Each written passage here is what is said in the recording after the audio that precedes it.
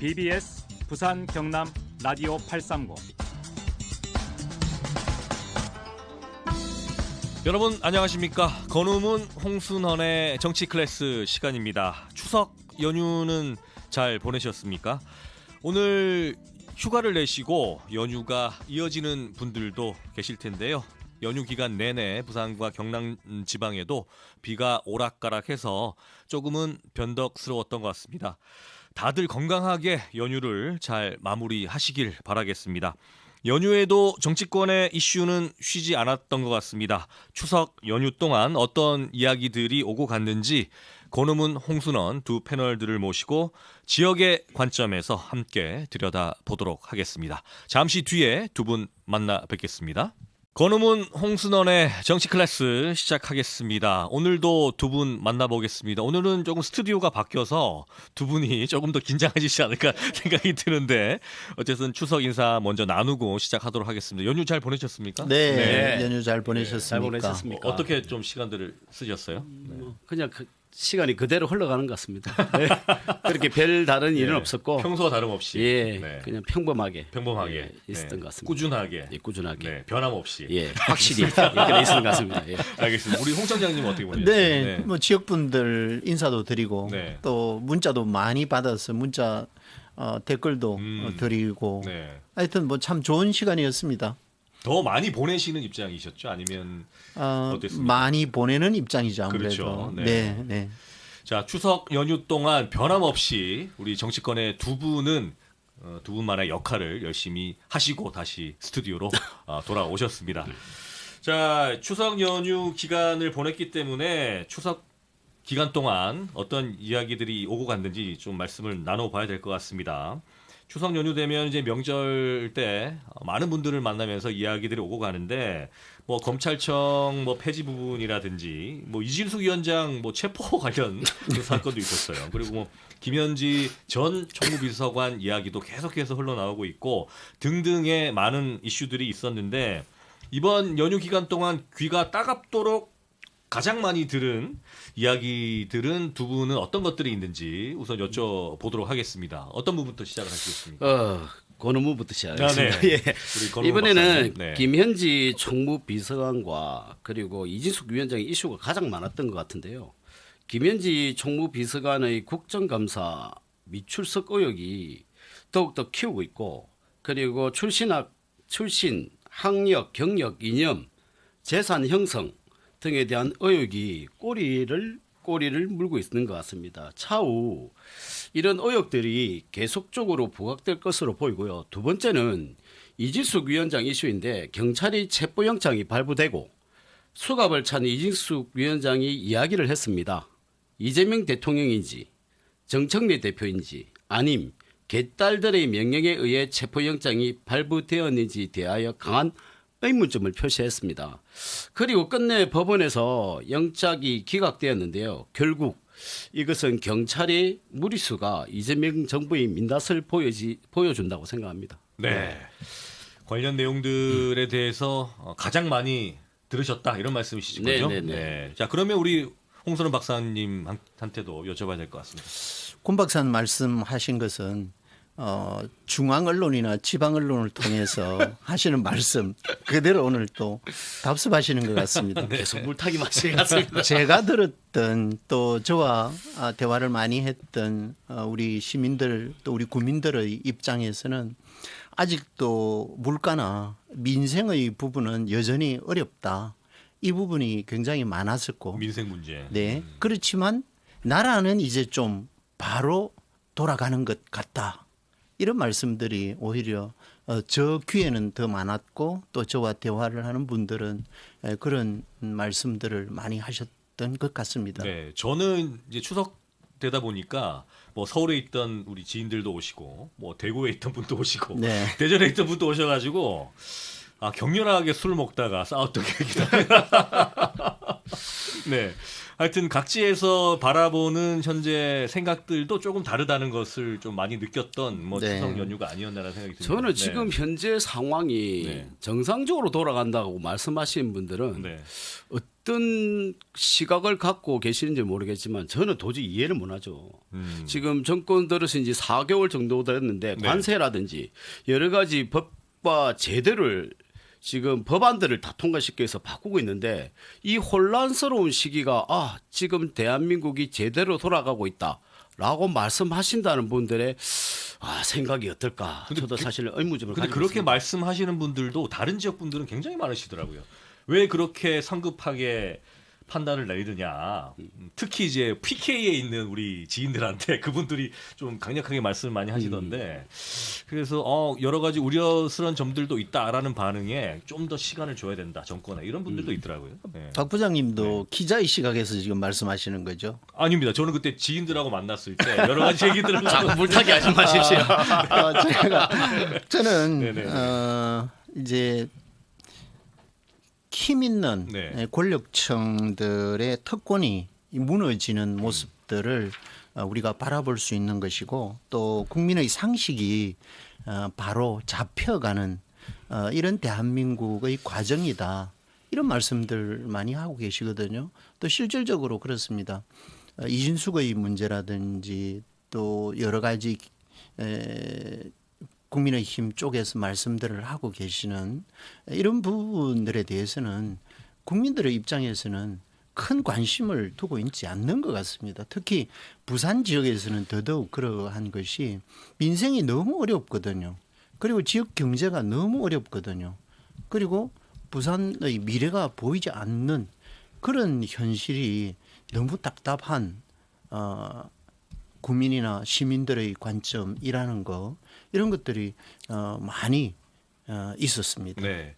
그런데 이제 민생 문제를 지적을 하시면 보통 타겟이 지금 정권을 잡고 있는 여당에게 갈 수밖에 없고 네. 민생에 대한 책임은 집권 세력이 있다라는 시각들이 많은 상황인데 네.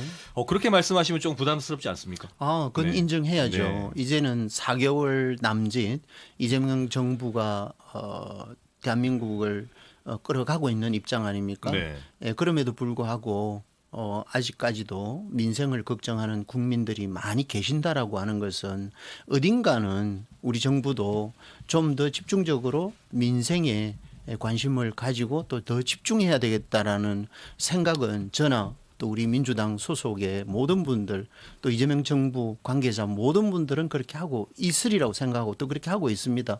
그렇지만 그동안에 4개월 남짓 불거져 있는 국가적 큰 일들이 너무나 많지 않습니까? 앞에 지적했던 트럼프 관세 문제라든지 또 대내외의 문제 이런 것들이 존재하는 한 민생의 문제가 좀 뒤처져 있는 것 같이 보이지만 그렇지 않다라는 거. 그래서 또 뭐 기분 나빠하실지는 모르지만 아직도 내란과 관련한 재판 그리고 수사, 조사 이런 것들이 계속되고 있지 않습니까? 그래서 이런 것들이 하루빨리 마무리가 되고 그리고 또 민생에 여야가 집중할 수 있는 그래서 국민들이 불안해하지 않을 수 있는 이런 형태의 협치를 정부 여당은 바라고 있는데 아직도 거기에서 헤어나지 못하고 있는 국민의힘 참 안타깝다라는 말씀을 아울러 드리고 싶습니다. 제가 말씀 한마디 드리게 되면 지금 이재명 정부가 무엇을 잘못하는지 아직까지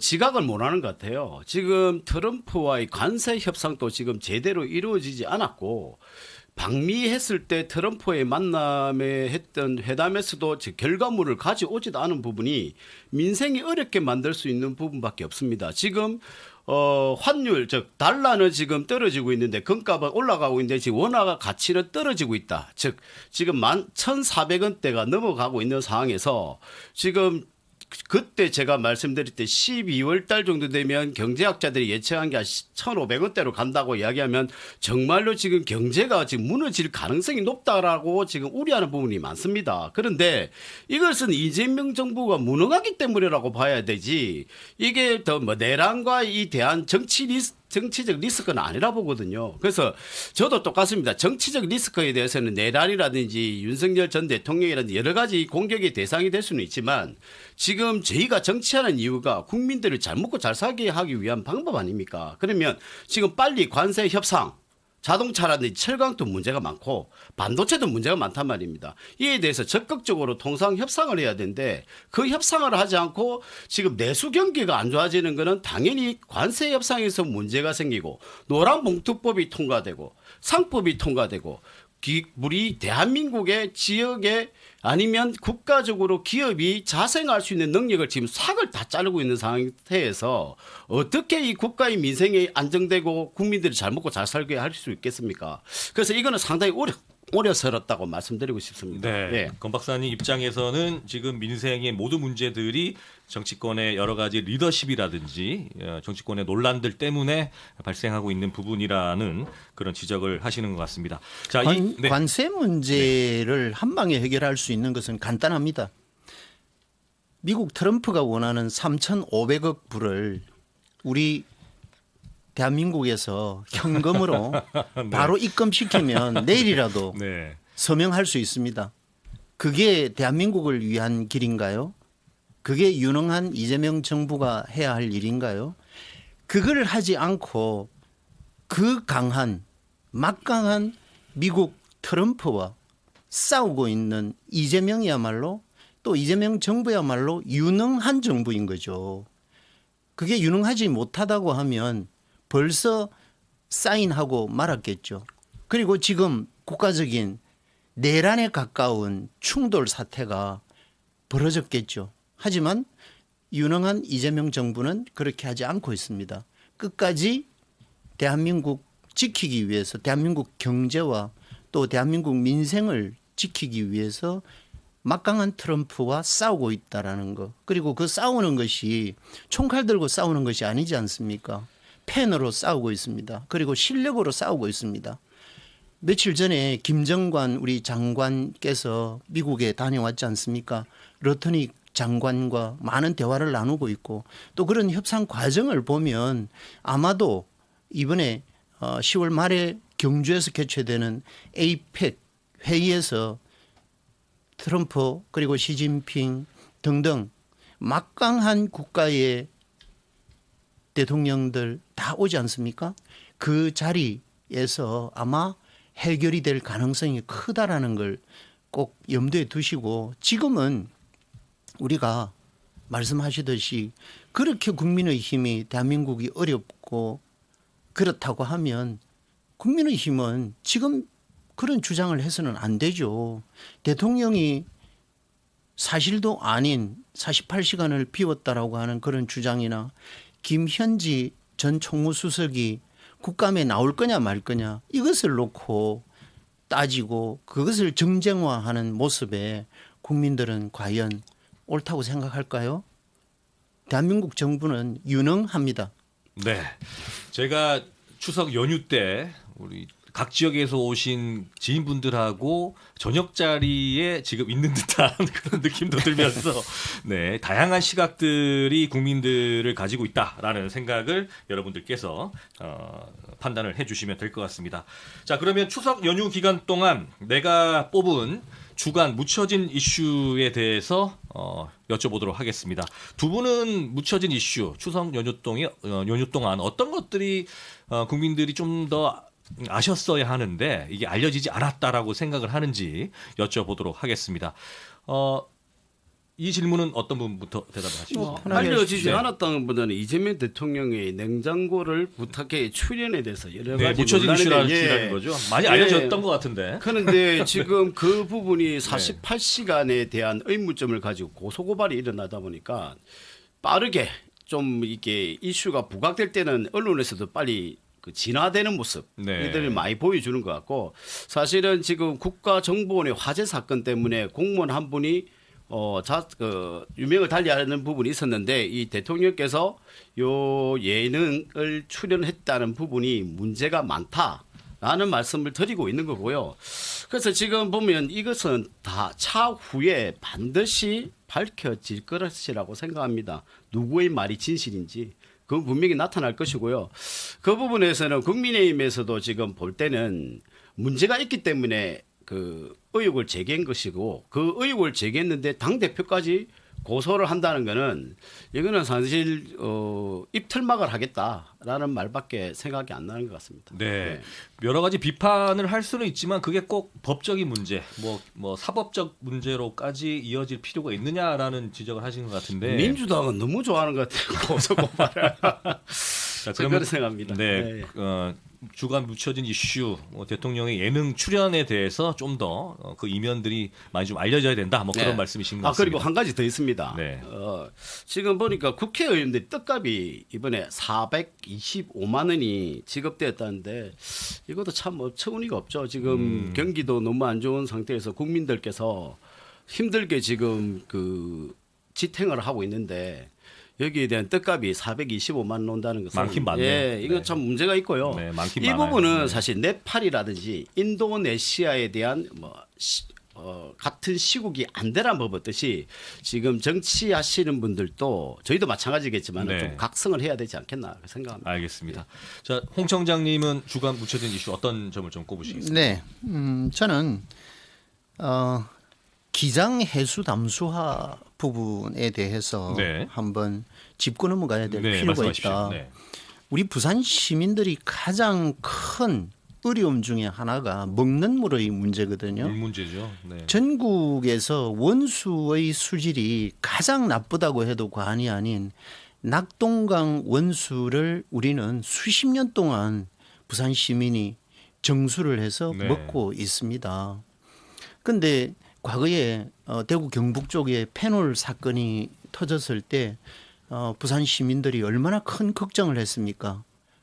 그런 상황에서도 아직까지도 이 먹는 물 문제를 해결을 하지 못하고 있는 이런 실정에서 아마 국가 차원에서 그때가 아마 2009년이죠. 네. 2009년에 부산 지역의 해수 담수화 사업을 선도적으로 해보자고 해서 2014년에 시설을 준공을 했습니다. 그 이후에 11년 동안에 아직도 이 해수 담수화 시설을 운영을 하지 못하고 있는 활용이 안 되고 있죠. 실정이거든요. 네. 그 이유는 제가 볼 때는 그 당시에 부산 시민들과의 소통 부재다. 이것은 중앙정부든 부산시든 기초단체든 누가 책임을 져야 하는 것을 떠나서 모두가 책임을 져야 하는 사항이다라고 저는 말씀을 드리고 이러한 좋은 시설이 있는데도 불구하고 아직도 가동을 하지 못한다라고 하는 것에 너무나 큰 아쉬움이 있다라는 말씀을 드리고 최근에 부산광역시가 환경부로부터 이제는 이 시설에 대한 전체 인수를 받았다고 합니다. 그렇습니까? 그래서 네. 이전 등기까지 완료를 했다고 해서 이것을 이제 기장에 있는 산업단지에 공업용수 전용으로 활용하겠다라든지 이런 계획들을 가지고 진행은 하고 있습니다만은 이것 또한 너무나 성급한 결정으로 가서는 안 된다. 제가 볼 때는 부산 미래산업 신산업들 중에는 데이터 센터라든지 AI 관련 또 방위산업 관련 이런 것들에 대한 신산업을 계획을 많이 하고 있지 않습니까? 또 이재명 대통령 공약 사항에도 그런 것들이 들어 있습니다. 네. 그러려고 하면 첫째는 해운대에서 조성하고 있는 제2센텀에 이런 시설들이 들어갔을 때 용수 문제를 어떻게 할 거냐. 그리고 또 해운대 53사단 유휴부지에서 첨단 복합 연구단지를 조성하겠다라는 계획을 현재 세우고 있는데 이 또한 이러한 시설의 신산업에 들어가는 것들이 전기와 그리고 물 아니겠습니까? 네. 그랬을 때 이 물 공급을 어떻게 할 거냐라는 걸 놓고 한번 새로운 판을 짜서 부산시가 검토를 해주면 좋겠다라는 말씀을 꼭 드리고 싶습니다. 네, 기장 해수 담수화 문제를 좀 더 공론화해서 어떻게 활용할지 여부를 시민들과 함께 생각해 보자라는 네. 그런 말씀이신데요. 네. 저 지역구가 네. 기장이니까 네. 기장 해수 담수화에 대해서 말씀을 드리면 이 시설이 왜 스탑이 됐는지는 2018년도 지방선거로 보면 됩니다. 그때 누가 가장 반대를 많이 했냐. 민주당 소속이었거든요. 왜 그렇게 했냐. 먹는 물에 원자력 발전소가 근처가 있기 때문에 이 물에 신뢰성이 없다는 판단하에 거의 업과 기장군에 있는 분들이 젊은 분들이 자기 자식에게는 이런 물을 먹이지 못한다는 상당히 큰 집회가 있었고 네. 반대 의견이 상당히 강했는 걸로 알고 있습니다. 그래서 거기 부산시의 홍보가 잘못된 부분도 있었다 하지만은 그때 요 해수 담수화에 대한 부분은 정말로 미래 먹는 물 산업으로서는 상당히 좋은 시설인데 이거를 활용 가치가 있는데도 하지 못하는 부분은 그때 상황으로 2018년도고요. 그걸 이제 민주당을 공격하기 위해서 이해하는 게 아니라 그때는 분위기가 그랬는데 지금 부산시에서 다시 받았지만 지금 해수 담수화를 다시 가동하기 위해서는 상당히 문제가 많습니다. 우리 홍 박사님 말씀하셨던 AI에 대한 부분은 전력이 상당히 많이 들어가고요. 그다음 해수 담수화에 대한 부분도 여러 가지 장점도 있지만 단점도 있어요. 탄소 배출이 높다든가. 네. 그다음에 물을 만들고 나서 수질을 좀 더 소금기가 많은 수질 부분 때문에 이거를 개선하지 않으면 다시 가동하는데도 또 문제점이 있는 부분이기 때문에 저도 해수 담수화에 대한 가동하는 부분은 저도 홍 박사님과 똑같이 찬성하는 입장입니다. 네. 네네. 제가 말씀드리는 것은 2018년을 거슬러 올라가서 얘기하자는 것이 아니라 이러한 좋은 시설을 계획을 할 때 중앙정부든 부산시든 기초단체든 먼저 위치를 선정하는 것과 또 이 해수 담수화를 했을 때 어떠한 장점이 있는지 어떠한 문제점이 있는지 이런 것들을 주민들과 소통을 먼저 거친 이후에 위치를 선정하고 그 선정된 위치에서 이 맑은 물을 생산하는 해수 담수화 사업이 시작이 되었더라면 지금까지 시설 준공을 한 11년 동안에 가동을 못하는 이런 사태는 없었을 거라는 겁니다. 그게 무슨 18년에 민주당이 어떻게 하고 이것이 지금 우리가 논할 구조는 아니라는 겁니다. 우리 지역 발전을 위해서 네. 과연 먹는 물을 어떻게 해결할 거냐라는 것을 놓고 우리가 토론을 해야지. 알겠습니다. 그게 왜 또 2018년 민주당이 네. 들어 나오는지. 네, 제가 지금 여기서 지금 라디오를 상황은 인사를 드려야 될 것 같아가지고요. 저희들 지금 뭐 절반도 소화 못했는데 일단 라디오는 여기서 물러가고요. 저희들 다음 주 라디오 생방송에서는 뵙겠습니다. 계속해서 BBS 부산 유튜브 채널에서 이어갈 테니까요. BBS 부산 유튜브 채널을 시청해 주시면 감사하겠습니다. 여러분 고맙습니다. 감사합니다. 네, 건우문 홍순원의 정치 클래스 라디오는 마무리가 됐고요. BBS 부산 유튜브 채널에서 계속해서 말씀 나눠보도록 하겠습니다. 해수 담수화 문제 좀 더 말씀하시죠. 네, 끝났습니다. 네, 어떻게나 네. 해수 담수화에 대한 우려는 원자력 발전소에서는 바닷물을 끌어들여서 담수를 하기 때문에 그 부분이 우려스럽다는 것 때문에 지금 가동이 중단되었는데 지금 다시 이제 물 부족에 대한 강릉이라든지 여러 가지 비가 오지 않는 지역들이 많이 발생하다 보니까 이제는 다시 이제 물 부족이라는 사실은 우리 대한민국이 물 부족 국가에는 맞습니다. 그래서 다시 이제 해수 담수화를 부산시에서 편입을 시켜서 다시 가동을 할 수 있는 준비 단계로 들어가는 것 같고요. 저는 당연히 그걸 하게 되면 저는 그 해수 담수화 시설을 활용하는 게 제일 좋은 방법이라 생각하죠. 그래서 2018년도로 이야기하는 게 아니라 그때 선동했던 이 내용 자체가 원자력 발전소가 옆에 있기 때문에 그 물을 끌어 쓰는 것에 대해서는 상당히 반대가 많다. 아직까지 신뢰가 확보되지 않았던 내용들 때문에 이제 거기 가동이 중단되었는데 다시 이 부분에 대해서는 어떻게 부산시가 신뢰를 가지고 그 물이 정말로 사용되는 부분이 식용수, 음용수로 될지 공업용수로 될지도 좀 판단해야 되지 않나. 지금 이미 환경부나 또 부산시가 결정한 것은 또 전문가들 그룹에서도 결정한 것은 수질에는 이상이 없지만 국민 정서상 또 지역 주민의 정서상 이미 식용수로는 불가능하다라는 것입니다. 그래서 11년 동안 가동을 못하고 있는 실정이고 그렇다면 2천억 원이나 소요가 된 이 시설에 대해서 그냥 계속 남겨둘 거냐 그건 아니지 않습니까? 그래서 부산시가 지금 나서서 환경부로부터 재산 이관을 받았고 이제 등기 완료를 한 상황에서 부산시가 나서서 어떻게 활용하면 좋겠느냐. 그래서 먹는 물은 불가능하기 때문에 이제는 공업용수로 전환하자. 두 개의 시설이 있습니다.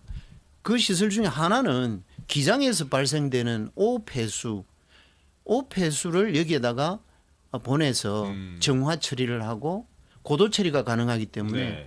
이 고도 처리된 물을 공업용수로 또 쓰자 이런 계획을 가지고 추진을 한다라는 겁니다. 그런데 이것 또한 제가 볼 때는 신중하게 그렇죠. 판단을 네. 해야 노조가 한다라는 필요하다. 것이죠. 이미 동부상권의 기장권역에 있는 산업단지들은 공업용수가 공급이 되고 있습니다. 네. 되고 있는 그 시설에 또 다른 시설을 곁들여서 해수담수화 시설의 정화수를 쓴다라고 하면 해수담수화 시설을 했던 목적이 상실되는 거 아닙니까? 그래서 어차피 음용수는 불가능하지만 기존에 있는 기장 쪽에 있는 산업단지에 활용할 것이 아니라 전용 공업용수로 활용할 것이 아니라 새롭게 새로운 부산의 신산업 동력을 만들고자 하는 제2센텀이라든지 해운대라서 참 죄송합니다만 네. 인접지라서 그렇습니다. 네. 그다음에 53사단 유휴부지를 활용한 공간에 조성하고자 하는 연구복합단지라든지 이런 곳에 대량으로 물이 필요하니까 차라리 그쪽으로 공급할 수 있는 계획도 지금은 다시 검토를 해야 한다라는 게 제가 드리고자 하는 겁니다. 네, 이왕 맞습니다. 활용하기 위해서 지금 다시 출발을 한다면 그 활용 가치를 크게 더 높이면 그렇습니다. 더 좋다는 그런 네. 지적이신 것 같습니다. 근데 이게 한 10여 년 동안 중단돼 있다 보니까 그 정수 처리 시스템은 너무 노후화된 거 아닙니까? 아니, 삼투압이죠. 그 삼투압으로 상관이 없나요? 삼투압을 상관이 하는데 없나요? 네. 그래도 시설을 뭐 완전히 스탑돼 있는 건 아니라 예. 이거 지금 꾸준히, 연구용 네, 연구용으로 꾸준히 쓰고 돌렸군요. 있다가 아, 예 네. 그래 된 걸로 알고 있습니다. 그거는 이제 조금 전공적인 측면에서 네. 말씀을 드리면 총괄적으로 삼투압이라고 표현하는 것도 틀린 말은 아니지만 네. 고도 처리라고 고도 그렇게 처리. 얘기를 하거든요. 네. 예, 고도 처리라고 하는 것은 뭐 멤브레인이라든지 등등 찌꺼기나 미생물을 걸러낼 수 있는 이런 장치들이 잘 되어 있다라는 것이죠. 그게 2중, 3중으로 되어 있기 때문에 안전한 물을 공급할 수 있다. 네. 그리고 해수를 담수화할 수 있다라는 것입니다. 그래서 이런 시설들의 부분은 지금은 상당히 아마 노후화되어 있을 겁니다. 네, 그렇죠. 예, 그래서 네. 새로운 자금이 많이 투입이 돼야 되고 네. 예, 그런 관점에서 보면 국비 확보라든지 이런 것들에 대해서 부산시도 걱정을 많이 하고 있을 것 같고 그래서 제가 여쭤본. 네, 그런 네. 측면에서 우리가 여야 할 거 없이 우리 부산 국회의원들 또 부산 민주당 모두 나서서 부산의 미래, 이 신성장 동력이나 또 부산에서 아직도 해결하지 못한 이런 큰 민원거리들은 서로 정쟁이 아니라 네. 협치를 통해서 풀어나가자라는 것이 제가 오늘 드리고자 하는 말씀입니다. 알겠습니다. 자, 저희들 이제 지방선거 이야기를 뭐 서서히 이제 나눠봐야 할 그런 시점인 것 같은데요. 뭐 아직 뭐 시민들께서나 국민들께서는 지방선거 뭐 내년 6월달 얘기인데 뭐 벌써부터 하느냐 이렇게 말씀들 하시지만 정치권에서는 여러 가지 움직임들이 이제 시작이 되고 있습니다. 자, 대통령 연임제를 포함한 개헌 문제, 내년 지방선거에서 국민 투표가 가능할 것이냐, 또 이런 부분들이 여당에서는 지방선거 승리를 위한 이런 관점에서도 이렇게 함께 국민 투표에 붙여지는 것들을 중요하게 생각을 할 것으로도 보이는데, 이 개헌과 지방선거 승리, 뭐 지역의 관점에서는 여야의 입장들이 어떤지 모르겠습니다. 어떻습니까? 뭐 저는 지금 네. 뭐 대통령 5년 단임제는 네. 사실 조금 독재라는 이야기 때문에 좀 반대를 했는데, 사실 죄송하지만 이번에 민주당 쪽의 입법과 그리고 행정이 완전하게 통폐합되듯이 이제 독주로 가는 형태를 보니까 이 개헌을 통해서 대통령제 8년 연임제, 즉 연임제는 더 위험할 가능성이 있다라는 생각 때문에 이것도 차후에 조심스럽게 더 생각을 해서 만들어져야 되지 않겠나는 생각하고요. 그리고 지금 뭐 어떻게 지금 지방선거는 아직까지는 추석 그 이후에 어떤 변화들이 있을지 모르겠지만은 좀 더 지켜봐야 되지 않겠나. 국민의힘은 네, 그렇습니다. 알겠습니다. 네. 홍 박사님 어떻습니까? 개헌 문제도 걸려 있는데. 그렇습니다. 네. 우리 이재명 정부나 또 이재명 대통령께서 말씀하셨던 개헌의 문제는 결국 권력 연장이 아니라 국가 시스템의 뭐라 그럴까요? 출발점이다. 국가 시스템 개혁의 출발점이다. 네. 이렇게 저는 보고 있습니다. 또 대통령께서도 그렇게 말씀을 하셨고 국힘은 지금 말들이 완전히 바뀌어 버렸거든요. 대통령 선거 이전만 하더라도 오히려 민주당 쪽에서 우리 대통령 후보였던 이재명 대통령께서는 굉장히 신중한 행동과 발언을 했습니다. 개헌에 대해서. 그렇지만 국민의힘 후보들은 중구난방이었습니다. 무조건 4년 단임 중임제, 연임제로 가야 연임제 되는데. 개헌을 하자고 네. 주장을 했고 민주당에 대해서 얼마나 많은 공격을 했습니까? 그런데 6개월도 지나지 않은 지금 현재 와서 또 말이 바뀌고 있거든요. 그건 뭐 권 박사는 개인적인 생각이라고 얘기를 할 수도 있습니다. 그건 인정합니다. 그 개인적인 생각은 자유니까요. 네.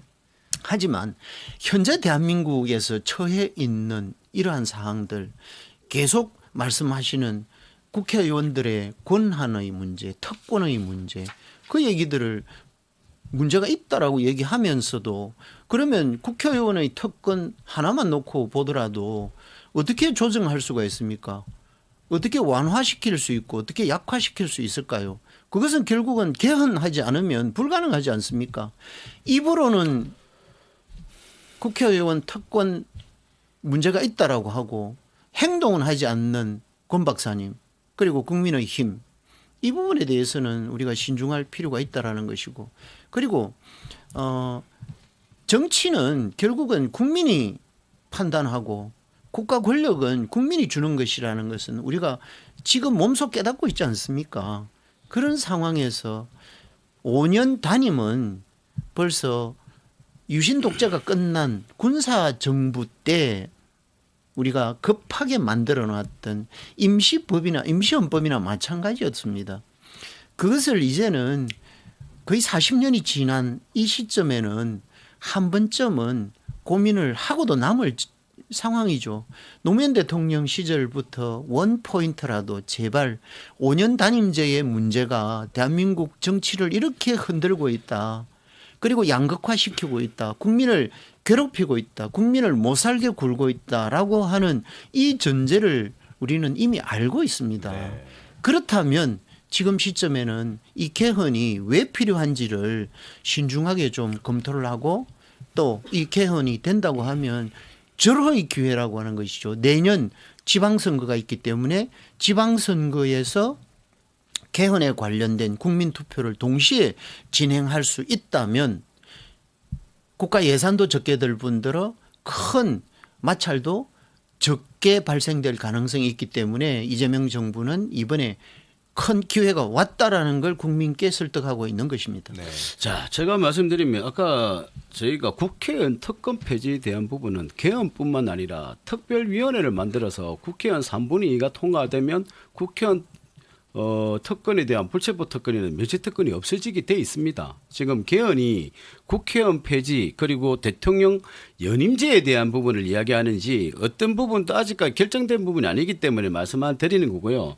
제가 아까 말씀드린 게 말을 하고 우리 행동을 하지 않는다지만 아까 말씀대로 두 가지 방법이 있어요. 개헌해서 국회의원 특권 폐지하는 방법이 있고 특별위원회를 만들어서 개헌을 우리 국회의원들의 특권 폐지하는 방법이 두 가지가 있습니다. 그 부분이 중요한 게 아니라 저는 8년 연임제를 이야기한 거예요. 그래서 지금 민주당은 항상 개혁한다는데 사법부 개혁, 검찰청 개혁, 그런데 제가 반대로 보면 지금 입법 독주에 법안을 자기들 마음에 안 든다고 이준석 방통위원장 위원회를 없애버리고 자기들 말 잘 듣는 사람을 만들기 위해 뭐 위원회를 만든다는 거는 이거는 완전히 다른 개혁이야. 이거 지금 입법부가 개혁돼야 된다는 부분이고 그리고 지금 현재 대통령 즉 옛날 군사 독재 시절이 아닌 대통령 중에 지금 이재명 대통령이 가장 입법과 행정을 다 포함시키고 있고 거의 다 저는 선점을 다 했다 보고요. 그리고 사법까지 지금 길들이기를 하고 있다 보거든요. 누가 개혁의 대상입니까?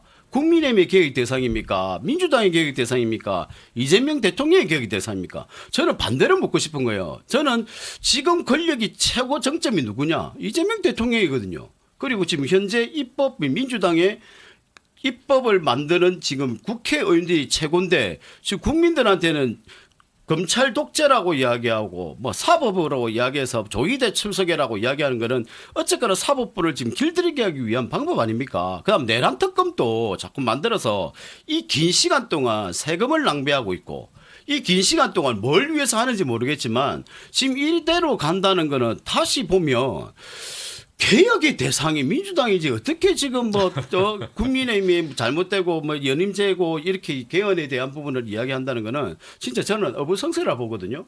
지금 최고의 권력을 가진 사람이 이재명 대통령이에요.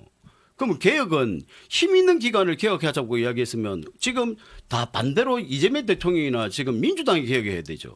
자, 그런데 저는 이해를 못 하겠어요. 네, 진짜. 그런데 그 개헌안이 여당 단독으로도 지금 통과가 될 수 있습니까? 가능성이 높다 보죠. 여당 단독으로요. 그런데 지금 개헌 저지선이 국민의힘이 107석이라서 네. 그거는 조금 아직은 어렵지 않나라고 보는 거죠. 개헌 저지선은 현재 국힘 쪽에 몇 네. 명의 최소한 국회의원이 네.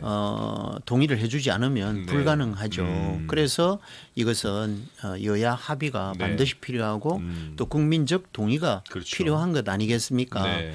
지금 어디를 가서 물어보더라도 대한민국의 개헌은 필요하다라는 게 다수 국민의 여론이고 또 헌정회 소속 국회의원 분들도 초초명장들 아닙니까?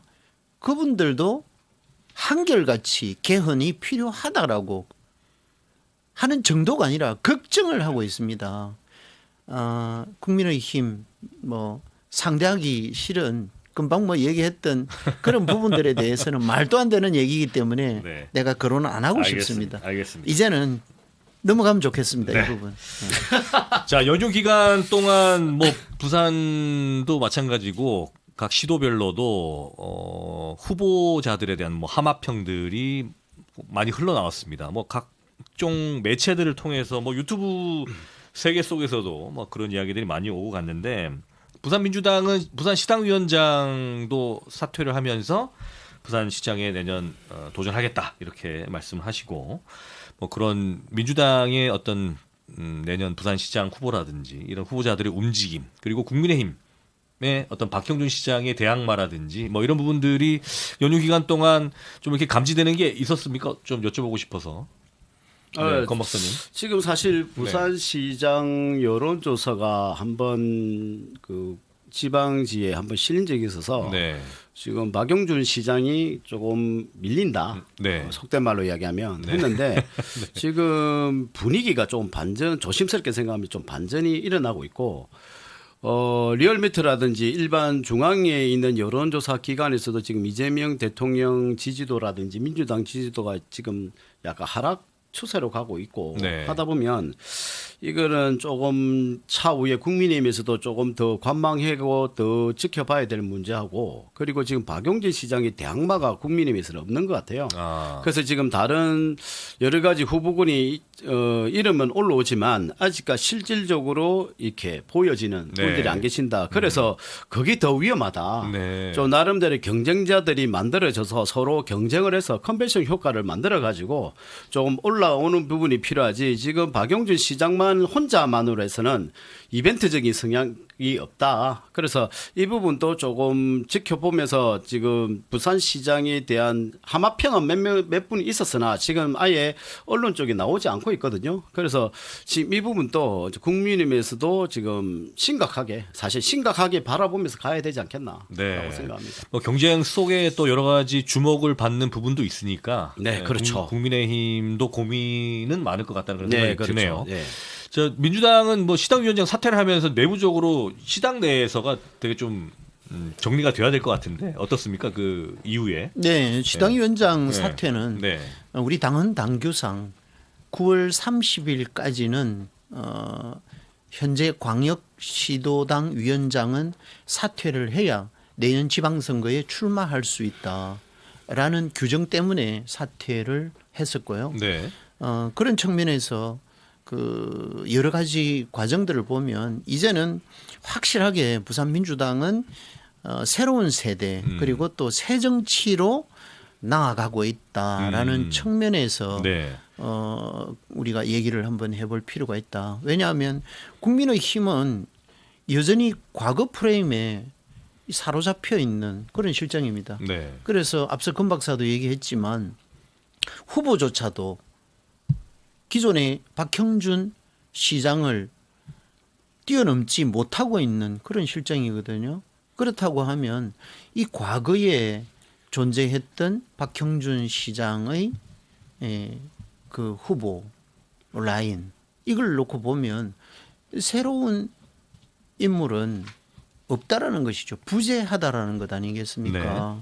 그러면 과연 부산을 위해서 새로운 정치 또 새로운 부산 시정을 위해서 끌어가야 할 동력은 또다시 새로운 정치가 아니라 또 새로운 미래 창출이 아니라 과거 프레임에 엮여서 돌아가는 박형준 시정 이것을 과연 부산 시민은 바라보는 관점에서 옳다고 볼 것인지 그렇지 않으면 어떻게 볼 것인지 우리도 대단히 또 저 자신도 시민의 한 사람으로서 궁금하다. 또 그렇게 쉽게 흘러가지는 않을 것이다. 네. 그렇게 보고 있습니다. 신선함이라든지 뭐 여러 가지 민주당 내의 어떤 치열함 뭐 그런 것들을 우리가 예를 든다면 현재 상황에서는 어쨌든 그 분위기만큼은 좀 이렇게 다이내믹한 그런 모습들은 시민들에게 민주당 쪽에서 좀 더 보여주고 있다. 뭐 그런 그렇죠. 표현을 될 것 같아요. 네네. 그렇죠? 지금 현재 후보군으로 하마평에 오르고 있는 분들을 보면 변성환 네. 전 시장 대행이라든지 그리고 또 박영미 영도 중구 위원장이라든지 그리고 유동철 네. 수영구 위원장이라든지 지금은 이제 차기 시당위원장 말씀하시는 그렇습니다. 거죠? 네네네. 그리고 노기습 네. 전 시의원이라든지 이런 분들이 타이트하게 열심히 활동을 하고 있는 모습들을 보면 그동안에 이분들은 정치에 있어서 오래된 묵은 사람들은 아니거든요. 네. 이런 사람들이 앞으로 부산 시당을 책임을 지어보겠다라고 하는 부산 민주당 그 시당위원장의 선거 과정을 지켜보더라도 신선한 동력원이 부산에서 민주당은 창출되고 있다. 예, 그 후보군들을 뭐 간단히 한번 보더라도 네. 우선 전재수 장관 네. 하마평에 많이 오르고 있지 않습니까? 많이 오르고 있죠. 신선하지 않습니까? 네. 능력이 있지 않습니까? 네. 예, 그리고 최인호 전 네. 국회의원 재선 국회의원으로서 충분한 지역 발전을 위해서 역할을 해왔고 또 요즘 언론에 많은 역할을 하고 방송 출연을 네, 통해서 많이 하시죠. 예, 네. 인지도를 높이고 있는 이런 참신함이 있고 또 이재성 전 시당 위원장 역시 현재 열심히 네. 미래 부산을 위해서 노력하고 있는 분 그리고 박재호 전 국회의원도 열심히 뛰고 있죠. 그리고 또 숨겨져 있는 한 분 본인은 뭐 정치를 하지 않겠다라고 하지만 부산 시민이 바라고 또 부산 민주당이 바란다고 하면 저버릴 수 없는 김영춘 전 해수부 장관 네. 이분 역시도 후보군에는 저는 있을 거라고 보고 있습니다. 네, 잠재 후보로.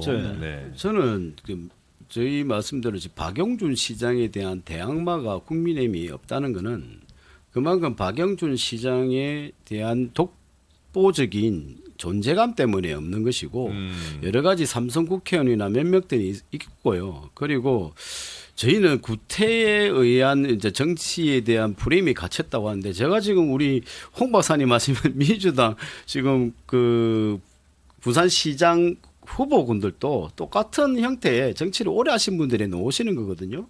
그러니까 그걸 보면 지금 인물론이라는 것도 중요하지만 내년 지방선거는 어쩔 수 없는 인물보다는 국민의힘과 민주당의 당대 당으로 갈 가능성이 높다라고 네. 저는 보고요.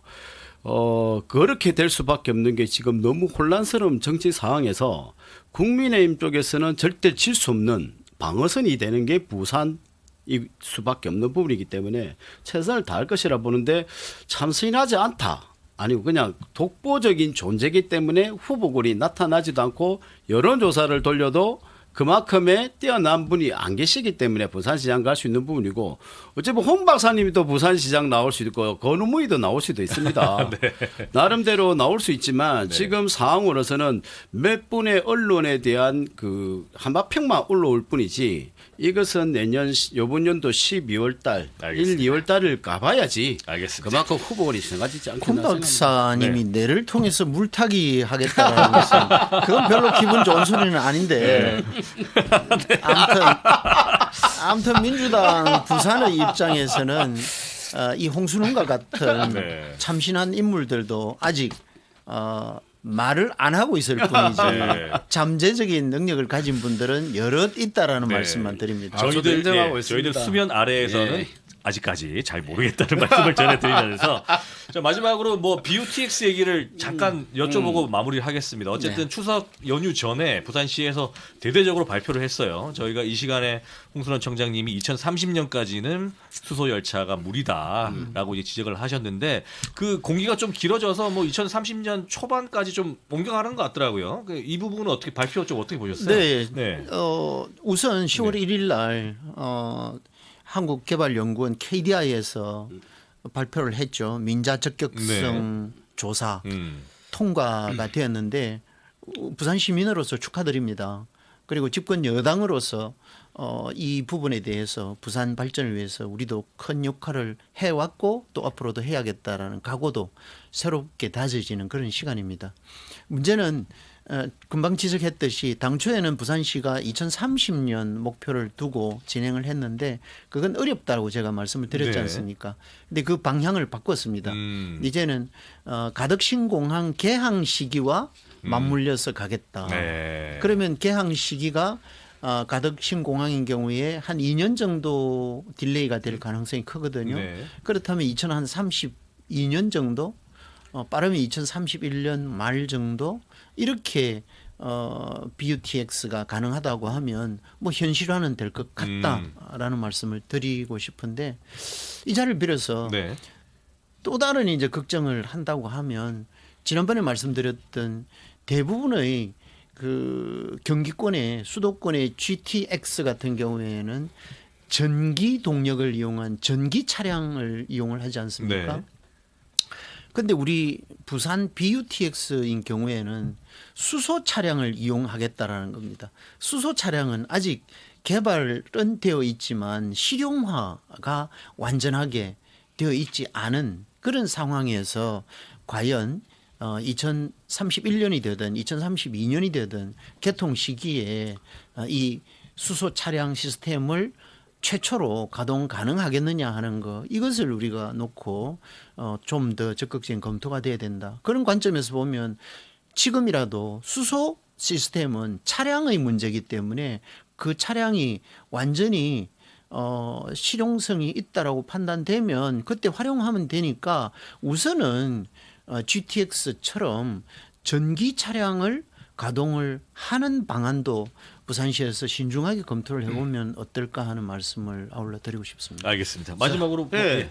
지금 우리가 말씀드린 BUTX라는 것은 부산형 급행철도라는 말씀인데 사실 아직까지도 이게 부산 시민들에게 많이 홍보가 덜 되는 것 같아요. 그 보니까 가덕도 신공항에서 명지, 네. 하단, 북항, 부전, 해운대의 센텀시티, 기장의 오시리아 구간을 연결하는 급행철도 노선인데 구간은 약 54km 그리고 정거장 개수가 7개인데 지금 부전역을 넣자는 이야기가 나온 부분으로 알고 있고 계획은 그래서 민자 투자 방식으로 하는데 아까 말씀드린 KDI에 지금 통과된 부분이 있고 지금 아까 지금 하시는 말씀 중에 제가 수소에 대한 부분을 확인해 보니까 지금 BUTX는 하이브리드형으로 수소 전기 추진 시스템을 염두에 두고 있다. 예, 그래서 연료 전기 플러스 배터리 병행형으로 갈 가능성이 있다고 이야기하는데 여기 업체가 지금 현대로템이라든지 두산이라든지 한국철도기술원까지 같이 연구를 하고 있는데 오늘 저 수소 연료에 대한 부분이 우리 좀 우려스럽게 생각하시는 훈 박사님도 그게도 아직까지 개발이 덜 됐기 때문에 우려스러운 부분도 인정하지만 오늘 그 방송에서 그 신문이죠. 지금 현대자동차에서 티소입니까? 네. 거기에 지금 수소 차량으로 지금 만들어져서 한 달에 우리 7,000대 정도가 팔린답니다. 지금 수소 차량으로. 그걸 보면 지금 그 개발하는 게 아직까지 먼 그 미래가 불투명한 게 아니라 빠른 시일 내에 가능하지 않겠나라는 생각을 두고요. 그래서 그 위험성이기 때문에 하이브리드로 간다라는 걸로 알고 있습니다. 그래서 우리 홍 박사님하고 저도 똑같은 생각인 게 부산시에 정말 계획대로 15분, 30분 거리에 기장에서 가덕도까지 15분, 30분 걸린다면 정말로 빠른 거죠. 네. 교통이나 해소도 되고 이 부산 시민 자체가 정말로 혜택이 많이 갔을 것이라 봅니다. 네. 그래서 조금 어려운 정책이지만 시행하는 것도 괜찮은 것 같고요. 좋은 아이디어, 좋은 정책으로 제시됐다고 봅니다. 근데 그게 이제 중요한 것은 하이브리드인 경우에는 상당히 그 안전이 확보가 돼 있는 그리고 또 지금 말씀하시는 것은 승용차나 상용차인 경우에는 육상에서 사용을 하기 때문에 그런 우려성은 그래도 적습니다. 그런데 BUTX인 경우에는 가덕신공항에서 오시리아까지 지하 50m 이하에서 대심도 터널이라 그러죠. 그렇게 해서 철도가 만들어지고 터널이 만들어져서 가동되는 차량입니다. BUTX 시스템이. 그러면 50m 이하 대심도 터널 내에서 단 1천만 분의 1이라도 사고가 발생이 됐다고 하면 이것은 어떻게 판단을 할 수도 없는 일 아니겠습니까? 그래서 이 부분에 대해서는 신중해야 된다. 그리고 세계 최초라고 하는 부분이 신중해야 된다는 말씀이고 그다음에 이런 것들을 거쳐서 넘어가려고 하면 더더욱 중요한 것은 국가철도망 계획에 반영이 돼야 되거든요. 그건 이제 국토부에서 진행을 하는데 국토부에서 기재부 협의를 하고 등등 환경부라든지 관련 부처 협의를 통해서 이상이 없다고 했을 때 국가철도망 계획에 반영을 시켜줍니다.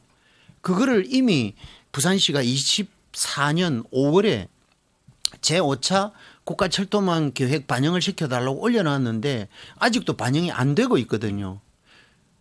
아시다시피 윤석열 정부에서 집중적으로 하겠다라고 우리 박형준 시장이 제안한 이 시스템을 왜 윤석열 정부에서 국가철도망 계획에도 반영을 안 시켜줬을까요? 그것은 방금 제가 말씀드렸던 이러한 문제점들이 존재하고 있기 때문에 신중하게 가자라는 것이고 그럼에도 불구하고 이번에 1일 날 KDI에서 민자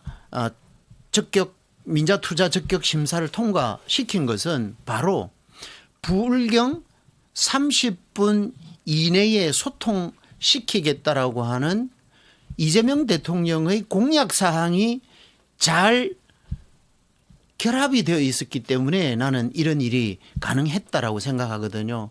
그걸 또 다르게 해석하지 마시고 있는 그대로를 해석하면 그래서 이 부분에 대해서는 이재명 정부도 굉장히 신중하게 생각하고 있고 또 어차피 할 거 안전이 담보되지 않으면 불가능하지 않습니까? 그래서 제가 볼 때는 더 걱정하는 것은 환경영향평가를 어떻게 통과할 건지 또 재해영향평가를 어떻게 통과할 건지 그다음에 환성 적정성 평가를 심사를 어떻게 통과할 건지 이 부분이 지금 현재 더 큰 난제이고 더 큰 숙제이거든요. 그것을 우리가 박형주 시장이 선거 공약처럼 내던져서 될 것이 아니라 우리 시민들은 결국 정치적 행위를 보자라는 것이 아니라 실제로 현장에서 삽을 언제 떠느냐 이것을 시민들은 바라보고 있는 거거든요. 그렇게 하려고 하면 어떻게 해야 되겠습니까? 결국 여야 협치가 필요한데 부산시정이 과연 민주당 부산시당의 이런 부분에 대해서 얼마만큼 같이 걱정하자 또 이런 부분에 대해서 우리가 협치하자 이런 모습을 보여주고 있는지 그런 것들도 부산시가 좀 반성하고 우리 함께 부산 시민을 위해서 BUTX 꼭 제때에 성공할 수 있는 그런 기회를 마련했으면 하는 바람에서 제가 말씀드립니다. 1분 정도만 해서 마무리 지금 도심 지하 한 40m고요. 50m보다 40m인데 그건 제가 전공이기 때문에 그래서 제가 말씀드리죠. 그 전공이시기 때문에 대심도는 50m 기준입니다. 그래서 지금 타당도가 통과됐다는 거는 BNC 그저 타당도 BNC가 지금 1.14 이상을 놓기 때문에 사업성이 있다고 봤고 민자 유치를 한다는 거는 제가 보길 때 그 조사를 해보면 40년 정도를 민자에게 줘서 민자가 운영되게끔 한다는 거는 민간 기업이 들어오는 거와 국가가 들어오는 거는 좀 틀리거든요. 그럼 민간이 들어오면 사실 국가 공공기관보다 더 자세하게 더 안정하게 할 수 있다는 부분을 봐야 될 거 아닙니까? 솔직히 그것도 인정할 거는 인정하지 않습니까? 그래서 이 부분은 난간을 극복해가는 거는 정책으로서는 부딪히는 거는 어떻게 해체 나가는 게 정책이기 때문에 우리 홍 박사님도 우려한 부분도 알고 있지만 이 부분은 좀 저도 사실 바람은 30년도까지 살아 있을 동안 좀 이게 개통되어서 오시리에서 저 가덕도까지 한번 놀러 가고 싶다라고 말씀드리고 싶습니다. 알겠습니다. 자, 이번 주 추석 연휴 마치고 1시간 정도 말씀 나눠봤는데요. 앞으로도 정치권 관련 이슈들, 국감 현장에서의 이슈들과 함께 저희들도 지역과 연계해서 말씀 나눠보는 시간 가지도록 하겠습니다. 이번 주는 여기서 마무리하겠습니다. 여러분 고맙습니다.